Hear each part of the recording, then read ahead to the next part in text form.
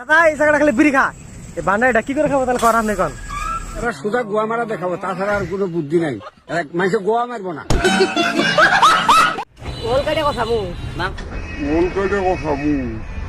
এই মানুষটা যে না ডেলি ভাত রান্না সবজি রান্না কি বাবা এখন না পাড়ার শালিগো ভাত সবজি ঠিক হয়, শালির মানে ভাত সবজি ঠিক হয় না এটা।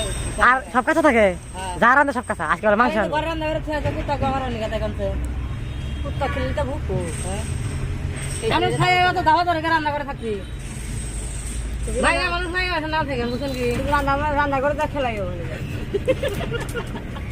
দুই গোল খাই রে দেবো খেলার ওই যে সোহেনা করে